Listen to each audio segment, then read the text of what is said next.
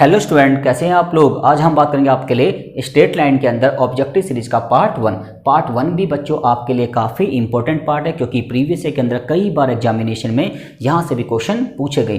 तो स्टार्ट करते हैं आपके लिए स्ट्रेट लाइन के अंदर ऑब्जेक्टिव सीरीज का पार्ट वन के अंदर हम बात करेंगे कि लाइन का स्लोप क्या होता है और उसको कैसे कैसे फाइंड किया जाता है। अब ध्यान से देखिए बच्चों, ये आपके पास क्या है, एक कार्टेशियन प्लेन है और इस कार्टेशियन प्लेन पे ए बी मेरे पास क्या है बच्चों, एक लाइन है और ये है लाइन का इनिशियल पॉइंट, इसको हम मान लेते हैं x1 एंड y1, और ये b जो है लाइन का टर्मिनल पॉइंट है, इसको मान लेते हैं x2 एंड y2।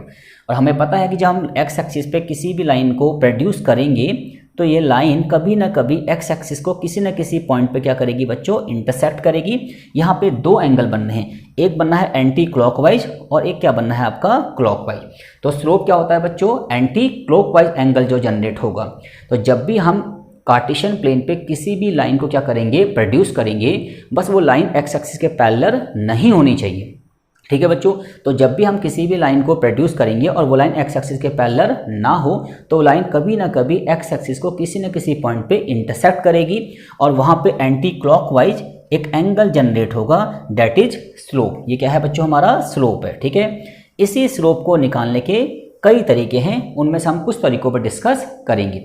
अब ध्यान से देखिए बच्चों, m का मतलब होता है स्लोप। m क्या है बच्चों आपका, m का मतलब क्या होता है आपका, स्लोप होता है। और m इक्वल टू होता है tan थीटा, या फिर हम कह सकते हैं y2 minus y1 and x2 minus x1।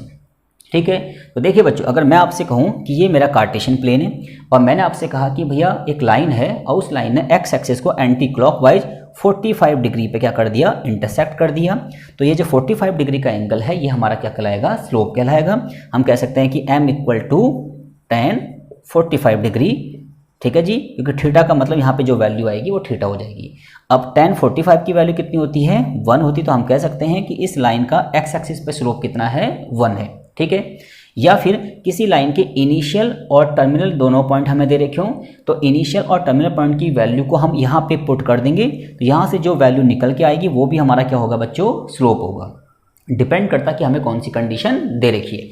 अब बात करते हैं क्वेश्चन नंबर फर्स्ट की। क्वेश्चन नंबर अगर फर्स्ट की बात करें तो find the slope of A line inclination is 30 degree and 120 degree. हमें एक लाइन का स्लोप निकालना है और वो 30 डिग्री का और 120 डिग्री का एंगल इंक्लेशन बना रही है, कहाँ पे, कार्टेशियन प्लेन पे। अब ध्यान से देखिए बच्चों, तो अगर इसके फर्स्ट पार्ट की बात करें तो ये आपका कार्टेशियन प्लेन है, यहाँ पे कितने का एंगल बन रहा है बच्चों, एंटी क्लॉकवाइज 30 डिग्री का। तो हम कह सकते हैं कि m equal to tan theta, और थीटा का मतलब यहाँ पे क्या एंगल जनरेट हो रहा है, तो हम लिख सकते हैं tan 30। तो tan 30 की वैल्यू क्या होती है बच्चों, 1/√3। क्लियर हो गया। ठीक है जी, अब बात करते हैं इसके सेकंड पार्ट की। तो सेकंड पार्ट में क्या एंगल बन रहा है बच्चों, 120 डिग्री का बनना है, तो हम कह सकते हैं कि tan 120 डिग्री, और tan 120 डिग्री को हम ऐसे लिख सकते हैं बच्चों 90 प्लस थीटा, और हमें पता है कि tan 90 प्लस थीटा क्या होता है, cot थीटा, और साइन क्या आएगा, नेगेटिव, क्योंकि tan सेकंड क्वाड्रेंट में क्या होता है, नेगेटिव होता है। अब ध्यान से देखिए, ये क्या आ गया आपका cot 30 डिग्री, और cot 30 की वैल्यू क्या होती है बच्चों, √3 होती है, तो हम कह सकते हैं m इक्वल टू √3 आ गया। ठीक है जी, तो फर्स्ट पार्ट का आंसर भी आ गया हमारा और सेकंड पार्ट का आंसर भी हमारा आ गया। अब बात करते हैं क्वेश्चन नंबर 2 की। Find the slope of A line passing through the points -2,3 and 4,5। एक लाइन है, वो इन दो पॉइंट से क्या हो रही है बच्चों, पास हो रही है, तो हमें क्या निकालना है, उसका स्लोप निकालना है। अब ध्यान से देखिए, तो मैंने आपको बताया था कि अगर कोई लाइन दो पॉइंट से पास हो रही है तो हम इस तरीके से उसका स्लोप निकालेंगे, और अगर उस लाइन का x एक्सिस पे एंटी क्लॉकवाइज एंगल दे रखा है तो हम सीधा m equal to tan theta करके उसकी वैल्यू को फाइंड कर लेंगे। अब ध्यान से देखिए बच्चों, तो हम कह सकते हैं m इक्वल टू, ये है आपका x1 y1 x2 y2, तो इस वाले फॉर्मूले से हम स्लोप को फाइंड आउट कर लेंगे। देखिए 5 माइनस का 3 एंड 4 माइनस का -2, तो ये +2 हो जाएगा, तो हम कह सकते हैं 2/6, इट्स मीन्स 1/3। तो कौन सा ऑप्शन ठीक है बच्चों आपका, देखिए ए ऑप्शन बिल्कुल करेक्ट है। अब बात करते हैं क्वेश्चन नंबर 3 की। Find the slope of A line which bisect the first quadrant angle. हमें उस लाइन का स्लोप निकालना है जो फर्स्ट क्वाड्रेंट के एंगल को क्या करता है, बाइसेक्ट करता है। अब इसको प्रैक्टिकली समझते हैं बच्चों, ध्यान से देखिए। तो देखिए ये हमारा क्या है, कार्टेशियन प्लेन, ये है आपका फर्स्ट क्वाड्रेंट, और फर्स्ट क्वाड्रेंट का एंगल कितने डिग्री का होता है बच्चों, 90 डिग्री का। तो उस लाइन का स्लोप निकालना है जो फर्स्ट क्वाड्रेंट के एंगल को बाइसेक्ट कर रहा है। बाइसेक्ट का मतलब होता है दो इक्वल पार्ट में डिवाइड कर रहा है। तो ये लाइन जा रही है, तो यहाँ पे क्या एंगल बनेगा बच्चों, ध्यान से देखिए, यहाँ पे एंटी क्लॉकवाइज एंगल बनेगा आपका 45 डिग्री। तो इट्स मीन्स हमारा m मतलब स्लोप कितना हो जाएगा, tan 45 डिग्री, और tan 45 की वैल्यू कितनी होती है बच्चों, 1 होती है। तो कौन सा ऑप्शन ठीक है हमारा, देखिए सी ऑप्शन बिल्कुल करेक्ट है। अब बात करते हैं क्वेश्चन नंबर 4 की। Find the inclination of the line having slope कितना है, √3। एक लाइन का स्लोप हमें √3 दे रखा है, तो उसका इंक्लेशन बताना है, मतलब वहाँ पे कितने डिग्री का एंगल बन रहा है। ठीक है बच्चों, ध्यान से देखिए। तो हमें पता है कि स्लोप कितना दे रखा है, √3, तो हम कह सकते हैं कि √3 = tan थीटा। अब ध्यान से देखिए, tan थीटा की वैल्यू √3 कब होती है, क्योंकि m की जगह हमने क्या लिख दिया, स्लोप लिख दिया, इक्वल टू tan थीटा के वो इक्वल होता है। और हमें पता है tan थीटा √3 वैल्यू कब देता है बच्चों, 60 डिग्री पे। तो ये हो गया tan थीटा = 60, तो हम बोल सकते हैं 60 डिग्री का एंगल हमारा बनेगा। तो इंक्लेशन कितना हो गया, 60 डिग्री। तो बी ऑप्शन बिल्कुल आपका करेक्ट है। अब बात करते हैं क्वेश्चन नंबर 5 की। If a line is equally inclined to the axis, एक लाइन है वो एक्सिस पे इक्वली इंक्लाइंड है। ठीक है बच्चों, अब इसका क्या मीनिंग है पहले वो समझते हैं। देखिए ये आपका कार्टेशियन प्लेन है, और एक लाइन ना एक्सिस पे इक्वली इंक्लाइंड है। इक्वली इंक्लाइंड का मतलब होता है वो एक्सिस को, मतलब लाइन है वो इक्वली इंक्लाइंड है, मतलब वो एक्स एक्सिस को भी काटेगी 45 डिग्री के एंगल पे, और वाई एक्सिस को भी काटेगी वो 45 डिग्री के एंगल पे। अब हमें पता है कि किसी भी लाइन का जो स्लोप होता है वो तो एंटी क्लॉकवाइज होता है। तो इक्वली इंक्लाइंड का मतलब ये भी 45 है और ये भी 45 है, बट ये वाला जो एंगल है बच्चों वो तो क्लॉकवाइज है, तो ये हमारा स्लोप कंसीडर नहीं हो सकता। तो ये वाला एंगल हमारा स्लोप कंसीडर होगा। तो यहाँ पे एंगल बनेगा 135, क्योंकि ये लीनियर पेयर है, ये 45 ये 135 आ गया। सिमिलरली अब देखिए ये वाला एंगल हमारा क्या है बच्चों, एंटी क्लॉकवाइज, तो ये वाला एंगल कंसीडर होगा। तो यहाँ से वैल्यू आएगी m = tan 135, और यहाँ से वैल्यू आएगी m = tan 45 डिग्री। तो हम इसको ये भी कह सकते हैं कि जब भी ये कहा जाए कि एक लाइन है ना वो इक्वली इंक्लाइंड है एक्सिस पे, तो हम कह सकते हैं कि उसका जो स्लोप होगा वो होगा m = tan 45 degree negative direction में, और m = tan 135 degree positive direction में। अब देखिए बच्चों, अगर यहाँ से बात करें तो tan 45 की वैल्यू 1 आती है, और अगर हम यहाँ से बात करें तो इसको हम पहले ब्रेक कर लेते हैं, 90 + 45 डिग्री, और हमें पता है 90 + थीटा क्या होता है बच्चों, cot थीटा होता है। और ये कौन सा क्वाड्रेंट होगा बच्चों, सेकंड क्वाड्रेंट, और सेकंड में cot क्या होता है, नेगेटिव। तो cot 45 की वैल्यू भी क्या आती है, 1।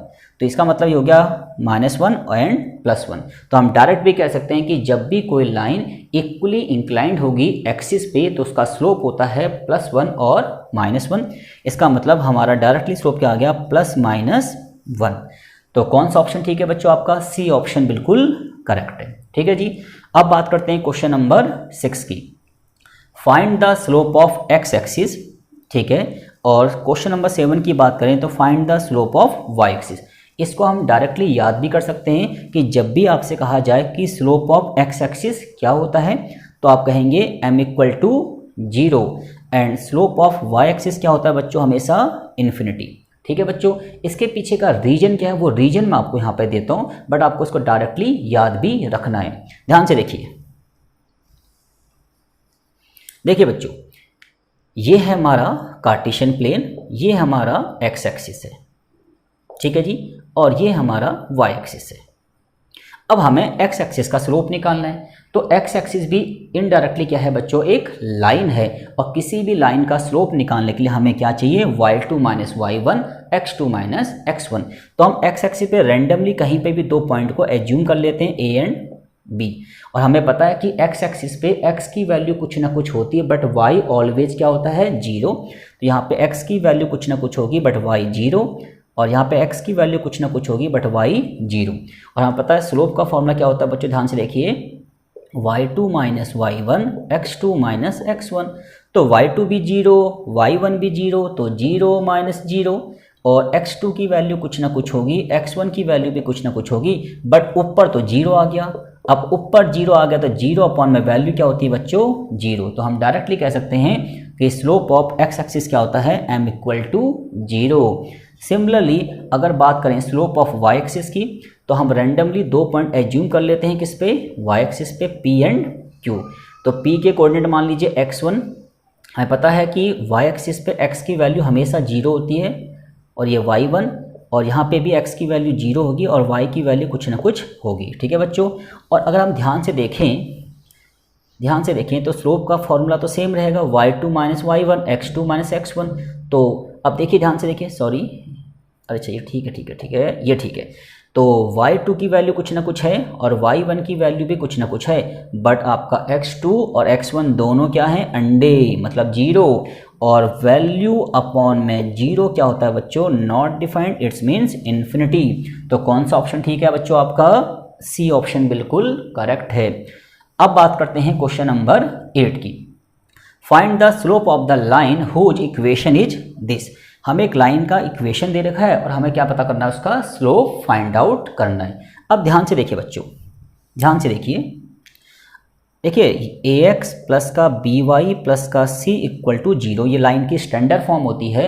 और किसी भी लाइन की इक्वेशन से आपको डायरेक्ट अगर स्लोप निकालना है तो आपको y को सेपरेट करना पड़ेगा। तो y को सेपरेट करने के बाद जो भी x का कोफिशिएंट है वही आपका क्या है बच्चों, स्लोप है। ठीक है। तो किसी भी लाइन की इक्वेशन में y को सेपरेट करने के बाद जो भी x का कोफिशिएंट आएगा वही आपका क्या है, स्लोप है। तो यहाँ देखिए हमारे पास लाइन की इक्वेशन ये रही। इस लाइन की इक्वेशन में हमें क्या करना है, y को सेपरेट करना है। तो y को जब सेपरेट करेंगे तो देखिए x का कोफिशिएंट कितना है, 2/3। तो ये जो m बराबर स्लोप है वो 2/3 होगा।